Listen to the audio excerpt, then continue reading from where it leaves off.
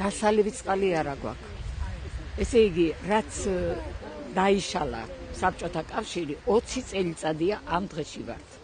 აი აქ კრანით მოდიოდა, ოჯახებში კრანები ჰქონდათ, წყალი, კრანი რა ვიცი, ონკანები ბოდიში. ეხლა აღარაფერი არ გვაქვს და როგორც გითხრეს 76 წლის ქალი ვარ და დასალევი აი თიდან ჩამოვაქვს, დასალევი წყალი.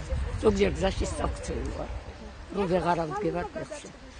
აი ეს პრობლემები გვაქვს. კი ბატონო, ძალიან აი მიკვირს რომ შეიკრიბეს ხალხი, ძალიან წყნარი უბანია. არავის არ ჩხუბი უყარს, არ დავიდარობა, მაგრამ იძულებულები გავხდით რომ თქვა. წეღანაც გითხარით, კრანი დააყენეს ეხლა არჩევნების 2 კვირის წინ, ვითომ რომ ხალხს ხმა მიეცა, ის კრანი ეწუჩის გაზ დაჟანგებულები რომ წყალი არ გადმოვარდნილა. საიდან მოვიტანოთ?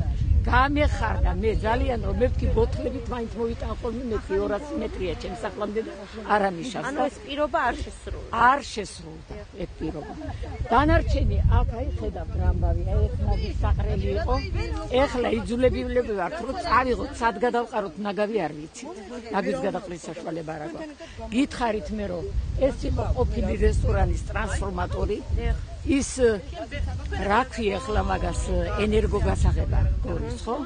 აი იმ ენერგოგასაღებას ყოველთვე რო ფულს გთხოვენ და ვიხდით რა თქმა უნდა. ხომ უნდა ნორმალური პირობები შეგვიქმნან, ან გაყვანილობა იყოს ნორმალური, ან გამრიცხველიანობა გაგვიკეთონ. ზოგჯერ თელი კვირაობით ვართ უშუქოთ.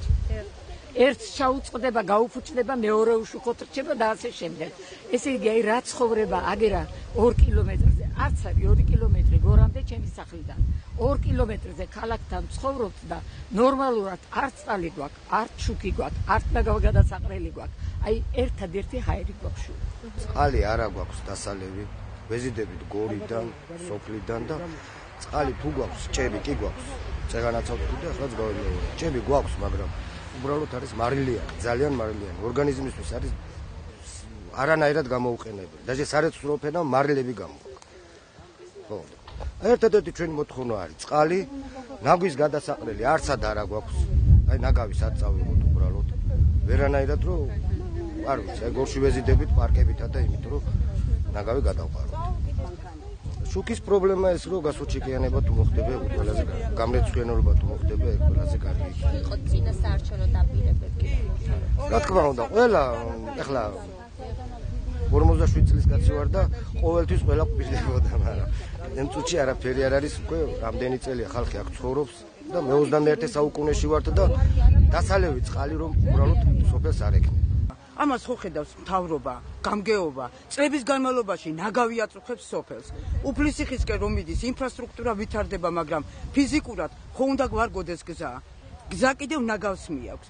წლების განმავლობაში ვითხოვთ ნაგვის საყრელს, მაგრამ აი არაფერი რეაგირება არ არის. გუბერნატორთანაც მოგვითხოვია, ეს არ არის მარტო თავმჯდომარის, ანუ გამგებლის გასაკეთებელი, იმიტომ რომ მისი ძალები აღემატება. ხო, ვერ აკეთებს. ითხოვს ისიც გამგეობისგან, გუბერნატორისგან, აი პირადად არა, ამდენჯერაც ვთქვამს, რომ მიმართეთ გუბერნატორს, მიმართეთ გამგეობას, იმიტომ რომ მე ამის სახსრები არ მაქვს. და აქეთ დადიან, ამ გზაზე გადიან, აჩვენებენ უცხოელებს, ამ ხარეს და არ არცხვენიათ, რომ ამ ნაგვის საყრელს აყურებინებენ. აი ეს არის. დიახ, ხიძი ამდენი ნაგავი ყრია და ხალხს დინარეში ვყრით, ვაბინძურებთ, ჩვენც წყინს, ჩვენც ვტკივა. ჩვენი ქვეყნის ტკივილით ვტკივა. მე მაგალითად მრცხვენია. ბატონო, მოსახლეობას, გუბერნატორი არჩევნებში, აი ვინც იყრის დეპუტატობის კანდიდატი, აგერ ბატონი ის რომ იყო, ტატიშვილი, ისიც გამოსული იყო და პირდაპირ პირველი თხოვნა. ხიდის საველების არის ამ ნაგვსაყრელის მოწესრიგება. პრეზიდენტთანაც მიწერილი მაქვს მე თუ მოსახლეობის სახელით.